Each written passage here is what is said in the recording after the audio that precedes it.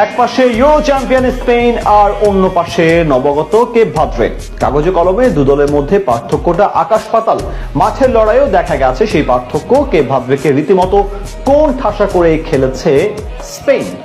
যদিও কিছুটা লড়াইয়ের আশা অবশ্য জাগিয়েছিল র্যাঙ্কিং এর ৬৭ নম্বরে থাকা এই দলটা।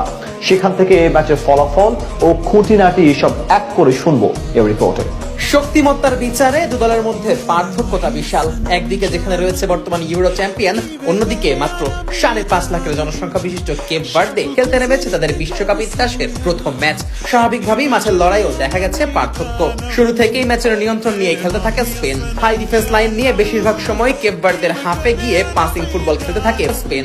তবে প্রায় ৮০% পজিশন নিয়ে খেললেও গোলের কোনো সুযোগই তৈরি করতে পারেনি বর্তমান ইউরো চ্যাম্পিয়নরা। ম্যাচের ১৩ মিনিটে ডান প্রান্ত থেকে পেদ্রির ক্রস দারুণ দক্ষতায় ক্লিয়ার করেন কেপ ভার্দের ডিফেন্ডার। ৩ মিনিট পর পেদ্রির শটও ঠেকিয়ে দেন গোলরক্ষক বজিনহা। কিছুতেই যেন কেপ ভার্দের রক্ষণ ভেদ করে গোলের সুযোগ পাচ্ছিল না স্পেন। উল্টো ম্যাচের ২৮ মিনিটে স্পেনের ডিফেন্সে হানা দেয় কেপ ভার্দে, যদিও মোরেইরার শট ব্লক করেন কুকুরেল্লা। ২ মিনিট পর অবশ্য সেই কুকুরেল্লার এক বলই চলে যায় গোলবারের উপর দিয়ে। সময় যত গড়িয়েছে কেপ ভার্দের উপর আরো চড়াও হয়েছে ইউরো চ্যাম্পিয়নরা। ম্যাচের ৩৮ মিনিটে তো গোলরক্ষক বজিনহা নিশ্চিত এক গোল থেকে বঞ্চিত রাখে স্পেনকে। যদিও কুকুরেল্লা অফসাইডে থাকায় গোল হলেও সেটা অবশ্য কাউন্ট হতো না। ৩ মিনিট বাদে আবারও বঞ্চিত হয় স্পেন। এবার কুকুরেল্লার পাস থেকে ফেরান টরেসের নামা শট লাগে ক্রসবারে, যদিও সেই বল আবার গিয়ে পড়ে ওয়ারজাবালের কাছে। তবে তারা নেওয়া হেড আঙ্গুলের ডগায় লাগিয়ে গোলবারের উপর দিয়ে পাঠিয়ে দেন বজিনহা। ৪৫ মিনিটে আবারও টরেসের শট ঠেকিয়ে স্কোর লাইন ০-০ রাখেন এই গোলরক্ষক। এবারও সুযোগটা তৈরি হয় সেই কুকুরেল্লার পাস থেকে। তার ক্রসে টরেস গোলপোস্টের বাঁ পাশে শট নিলেও ঠেকিয়ে দেন এই গোলরক্ষক। ৩ মিনিট পর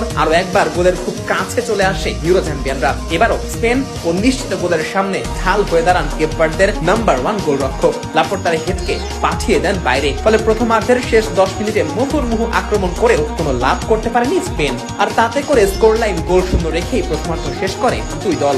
দ্বিতীয়ার্ধের শুরু থেকেই কেপ ভার্দেকে চাপে রাখে স্পেন। তবে বারবার গোলপোস্টের সামনে গিয়ে হতাশ হয়ে ফিরতে হয় বর্তমান ইউরো চ্যাম্পিয়নদের। এমনকি দূরপাল্লার শটেও বেশ কয়েকবার চেষ্টা চালায় লুইস দে লা ফুয়েন্তের শিষ্যরা। এরই মাঝে ম্যাচের ৭২ মিনিটে মাঠে নামেন লামিনে ইয়ামাল। গাভি ও রুইজের পরিবর্তে নামানো হয় লামিনে ও মেরিনোকে। আর মাঠে নেমেই জাদু দেখাতে থাকেন ইয়ামাল। বেশ কয়েকটা খেলোয়াড়কে পাশ কাটিয়ে ইয়ামালের কাছ থেকে বল আসে মেরিনোর পায়ে। তবে তার শট সোজা গিয়ে পড়ে বজিনহার হাতে। এরপর প্রতিনিয়ত আক্রমণ সামলেও কোনোভাবেই যেন গোলের সুযোগ পাচ্ছিল না স্পেন। কখনো গোলরক্ষক কিংবা কখনো ডিফেন্সের বদৌলতে গোল ঠেকাতে থাকে কেপ ভার্দে।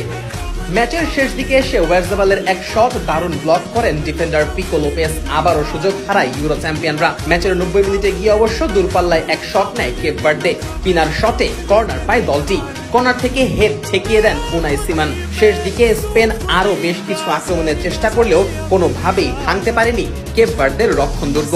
ফলে গোলশূন্য ড্র নিয়েই শেষ হয় ম্যাচ এবং দু দলই ভাগাভাগি করে নেয় একটি করে পয়েন্ট।